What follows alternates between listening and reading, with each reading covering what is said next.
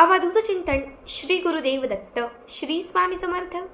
नमस्कार, तुम्हा सर्वांचं आपल्या स्वामी शक्ती या चॅनलमध्ये मनापासून स्वागत आहे।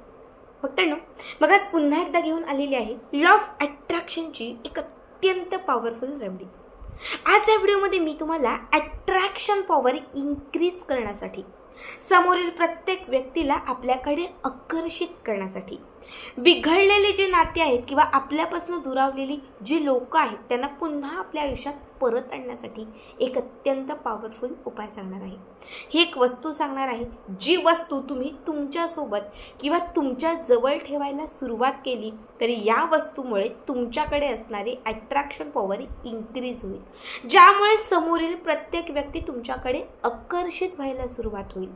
ज्यांच्याही आयुष्यातून खास व्यक्ती दुरावलेली असेल, कधी मित्र असेल, मैत्रीण असेल, भाऊ असेल, बहीण असेल, पत्नी असेल, मुलगा मुलगी, जी कोणी तुमची जवळची हक्काची व्यक्ती होती पण ती आता सध्या लांब गेलेली आहे, बोलत नाहीये, तुमच्याकडे बघत नाहीये, फोन करत नाहीये किंवा तुमचा आणि त्यांचं खूप बिनसलेलं आहे, तरी बिनसलेली नाती पुन्हा पूर्ववत करण्यासाठी, लांब गेलेल्या प्रत्येक व्यक्तीला जवळ आणण्यासाठी तुम्ही ही रेमेडीज किंवा हा उपाय आवर्जून करू शकता।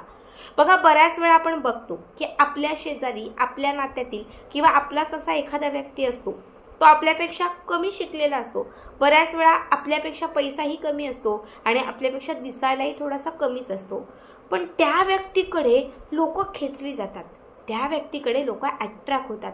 आपण सारखेच असतो, आपण सारखेच म्हणजे एकत्र असतो, पण सल्ले मागायला लोक त्याच्याकडे जातात, कुठली पण गोष्ट करायची असेल तर लोक त्याला विचारतात, काहीही करायचं असेल तर लोक त्यालाच विचारतात, जेव्हा कुठे मान सन्मान द्यायचा असेल तर लोक त्यालाच मान सन्मान देतात।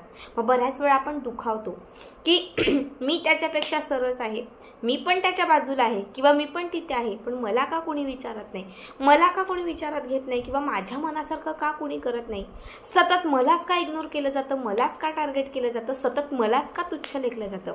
बघा, अशी घटना आयुष्यात एकदा तरी किंवा बऱ्याच वेळा आपल्यासोबत घडत असते। तर तुम्हालाही समजत असेल की तो व्यक्ती माझ्यापेक्षा बऱ्याच गोष्टींनी कमी आहे आणि मी त्याच्यापेक्षा बऱ्याच गोष्टींनी सरस आहे, पण लोक त्याच्याकडे अट्रॅक्ट होतात कारण त्याच्याकडे अट्रॅक्शन पॉवर जास्त आहे, लोकांना खेचण्याची क्षमता जास्त आहे। आपल्या शेजारीच एखादं दुकान असतं, किराणा किंवा एखादं कपड्यांचं दुकान असेल, आपण म्हणतो की माझं पण दुकान आहे किंवा माझा व्यवसाय आहे, किंवा आपल्या बाजूला एखादं दुसरं दुकान असतं, तर आपण काय म्हणतो की हे दुकान त्याच्यापेक्षा सुंदर आहे, माझ्या दुकानात असंख्य वस्तू आहेत, भाव पण कमी आहे, रेट व्यवस्थित आहे, पण माझ्याकडे लोक येत नाही, माझ्या दुकानात लोक वळत नाही, पण त्या दुकानात लोक जातात, लोक त्याच्याच दुकानात त्यांनी किती महाग दिले तरी लोक तिथे जातात, तिथे गर्दी करतात। तेव्हा आपण पण सांगतो त्याच्याकडे काहीतरी जादू आहे, त्याच्याकडे काहीतरी असं असेल की त्यामुळे लोक खेचले जातात, म्हणजे आपण या गोष्टी मानतो। बघा, या गोष्टी आपण मानतो, त्यानुसारच आता मी तुम्हाला अशी एक गोष्ट सांगणार आहे।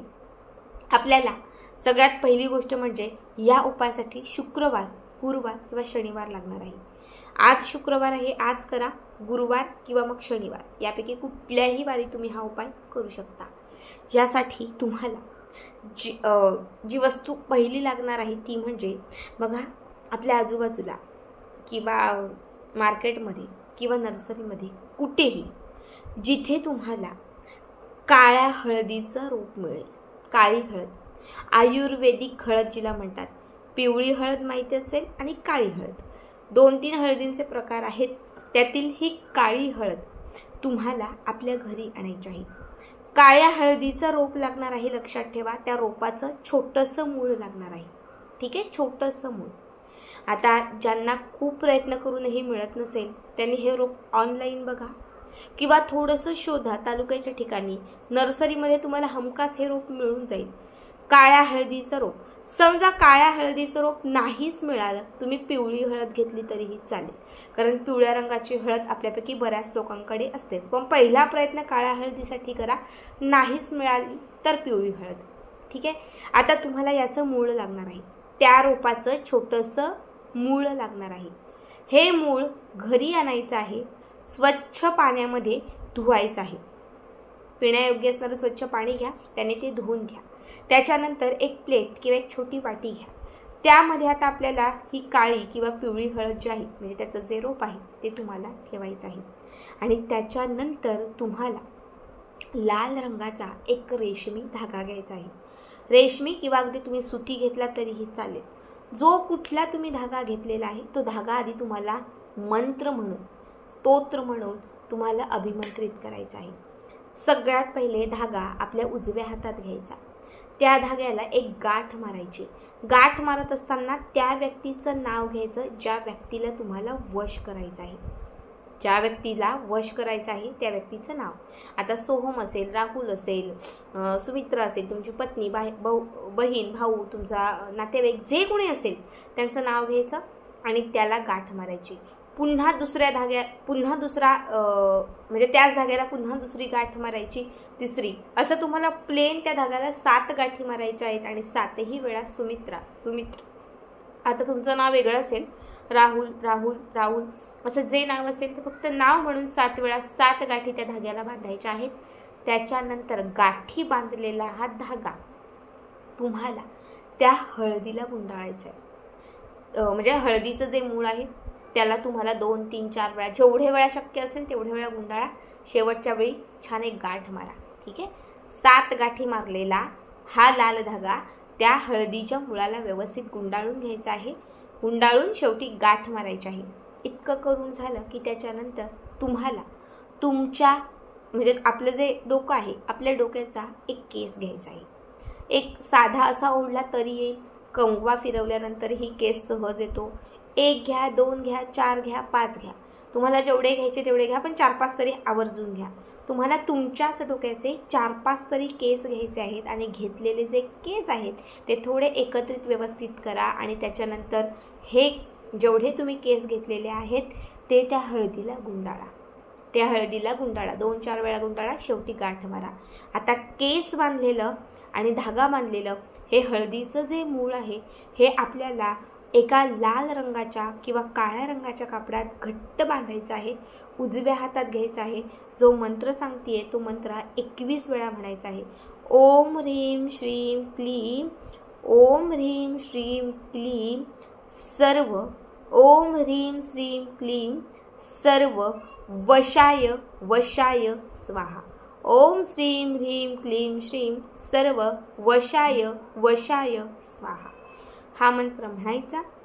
त्यानंतर हा 21 वेळा मंत्र म्हणून झाला की त्यानंतर हे म्हणजे ही पोटली, ही लाल किंवा काळ्या रंगाची तुम्ही जी पोटली घेतलेली आहे ज्यामध्ये आपण हे मूळ जे टाकलेलं आहे केसांसकट, हे तुम्हाला त्या दिवसापासून तुमच्या सोबत, तुमच्या जवळ ठेवायचं आहे. आता तुम्हाला 13 किंवा 21 दिवस, कमीत कमी 13 किंवा 21 दिवस तरी हे आपल्या जवळ ठेवायचे. बाहेर पडाल, त्या व्यक्तीशी फोनवर बोलाल, त्या व्यक्तीशी जेव्हा जेव्हा तुम्ही समोर जाल किंवा म्हणजे त्या व्यक्तीचा फोटो असेल काहीही चालेल, पण जेव्हा जेव्हा त्या व्यक्तीकडे बघाल, कॉन्टॅक्ट करण्याचा प्रयत्न कराल, जे काही असेल तेव्हा ती वस्तू जवळच आपल्यासोबत ठेवायची आणि जेव्हा रात्री झोपायला जाल तेव्हा तीच वस्तू आपल्या उशीखाली ठेवून द्यायची. हा उपाय केल्यानंतर तुम्हाला मी सांगते फार तुम्हाला 3 ते 4 दिवसात अनुभव येईल.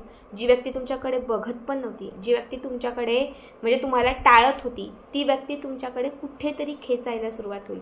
ती व्यक्ती तुम्हाला विचारायला लागेल, तुमच्याकडे बघायला लागेल, अट्रॅक्ट व्हायला लागेल आणि हा अनुभव जेव्हा तुम्हाला येईल तेव्हा नक्की आपल्या या व्हिडिओला मला कमेंट करून कळवा.